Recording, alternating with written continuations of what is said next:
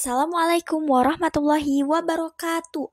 Halo semuanya, bertemu lagi dengan saya Jia Parhatunisa.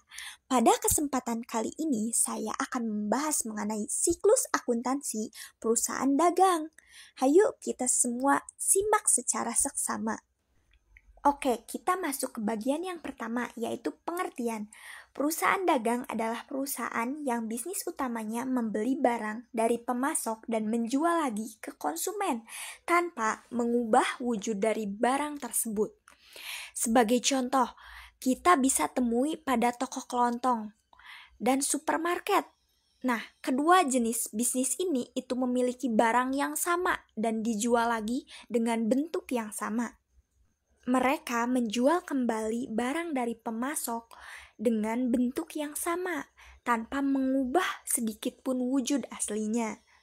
Lanjut, kita akan masuk ke bagian transaksi-transaksi pada perusahaan dagang. Transaksi adalah kegiatan ekonomi yang bersifat finansial. Contohnya, kejadian penjualan barang dagang, pembelian kendaraan, pembayaran listrik. Pada perusahaan dagang terdapat beberapa transaksi yang khusus seperti pembelian dan penjualan. Penjualan dan pembelian disertai dengan syarat-syarat tertentu. Yang pertama, pada pembelian barang dagang. Pembelian adalah aktivitas memperoleh barang dagangan untuk dijual kembali. Pembelian dapat dilakukan baik secara tunai maupun kredit. Pembelian tunai yaitu pembelian barang yang langsung diikuti oleh pembayaran secara tunai. Sedangkan pembelian kredit adalah pembelian barang yang pembayarannya itu ditangguhkan. Akun pembelian barang dagang berfungsi sebagai tempat mencatat transaksi pembelian barang, baik secara tunai maupun kredit.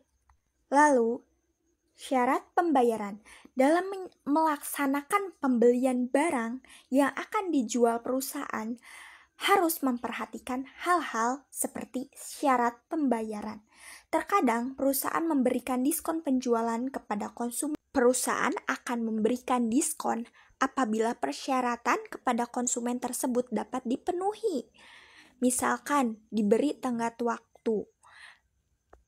Kenapa harus seperti itu kan? Karena supaya mempercepat pembayarannya. Dan dengan diskon juga diharapkan dapat meningkatkan penjualan. Ada beberapa istilah dalam syarat pembayaran yang digunakan. Baik, kita akan membahas syarat pembayarannya sebagai berikut.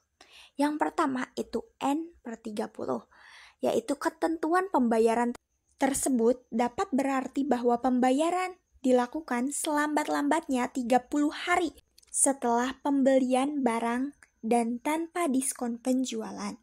Lalu yang kedua, itu ada 3/10, N/30.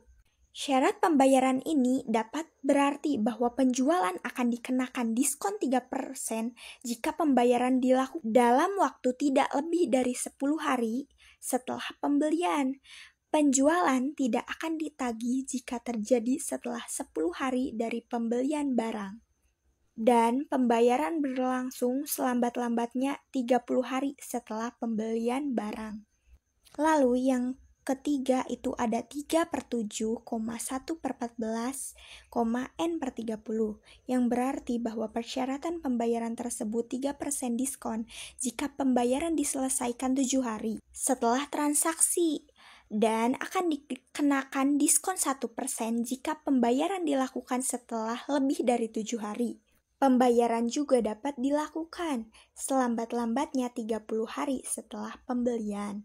Lalu yang terakhir ada end of month. Pembayaran ini berarti pembayaran dilakukan akhir bulan atau akhir periode bulan berjalan. Lalu ada syarat penyerahan. Merupakan kesepakatan antara pembeli dan penjual mengenai tempat serah terima barang yang diperjualbelikan. Secara umum, syarat penyerahan barang menjelaskan tentang satu pihak yang akan bertanggung jawab menanggung beban angkut atau ongkos kirim dan segala resikonya.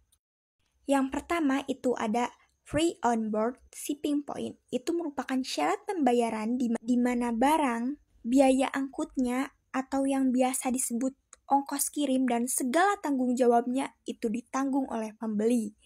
Lalu, FOB, Free On Board Destination, merupakan syarat penyerahan di mana ditanggung oleh penjual seluruh resiko ongkos kirim dan yang lain-lainnya. Jadi kebalikannya ya teman-teman. Lalu yang ketiga ada Cost Insurance and Freight.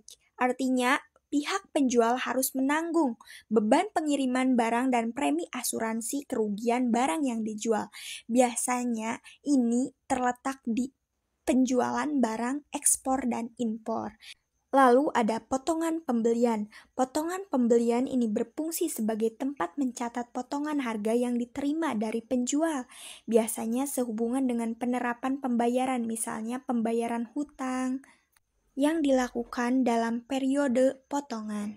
Lalu ada retur pembelian dan pengurangan harga. Akun retur pembelian dan pengurangan harga berfungsi untuk mencatat transaksi pengembalian barang yang sudah dibeli kepada pihak penjual atau pengurangan harga yang disepakati oleh penjual. Lalu ada beban angkut pembelian barang yang dibeli. Beban angkut menjadi tanggungan pembeli akan dicatat pada akun beban angkut pembelian di sisi debit dan kas di sisi kredit. Lalu ada penjualan barang dagangan. Transaksi penjualan merupakan transaksi utama untuk penghasilan dan merupakan komponen utama untuk pembentukan laba. Jadi ini komponen yang sangat penting. Lalu ada penerimaan kembali barang dagangan yang dijual.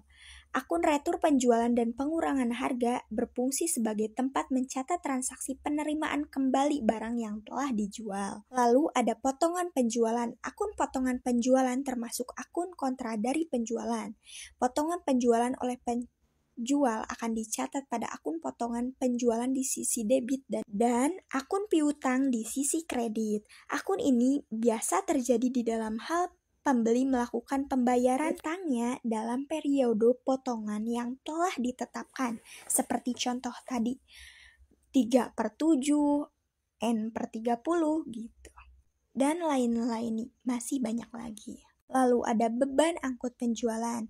Terjadi karena penjual menanggung biaya pengiriman barang sampai ke tempat pembeli. Lalu ada persediaan barang dagang.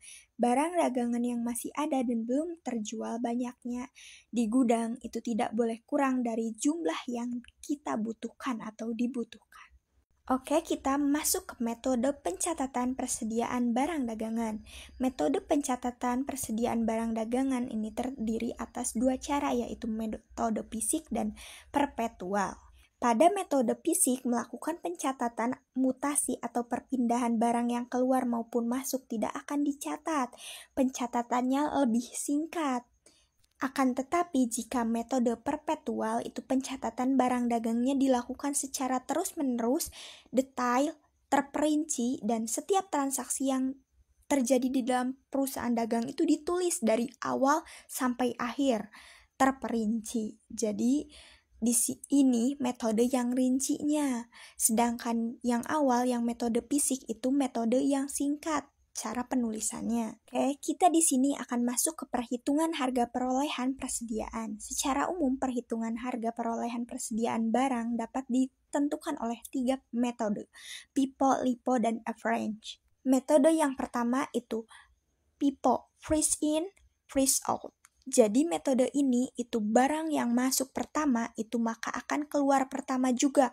Karena contohnya barang yang mudah basi kayak di supermarket, barang olahan seperti itu. Jadi saldo terakhir merupakan barang yang dikeluarkan terakhir dan saldo di awal merupakan barang yang dikeluarkan di awal.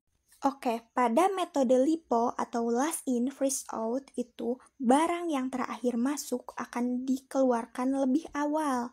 Seperti di toko pakaian, toko barang elektronik, karena kayak kita sebagai pembeli pasti pengen barang-barang yang baru keluar, yang baru diterbitkan. Nah, seperti itu contohnya. Lalu yang terakhir ada metode rata-rata atau average cost. Merupakan metode tengah-tengah antara metode FIFO dan LIFO. Metode rata-rata terbagi menjadi 2, metode rata-rata sederhana dan tertimbang. Metode rata-rata sederhana itu Caranya, persediaan barang ditentukan melalui hasil perkalian dari harga rata-rata barang dagang per unit dengan sisa barang dagang. Jadi lebih sederhana. Sedangkan nilai rata-rata tertimbang itu nilai persediaan barang dagang ditentukan berdasarkan perhitungan perkalian dari jumlah barang yang tersedia dengan harga barang per unit. Jadi lebih ribet ya. Tidak semudah metode rata-rata sederhana yang di awal tadi. Oke, cukup sampai di sini pembahasan kali ini. Terima kasih. Wassalamualaikum warahmatullahi wabarakatuh.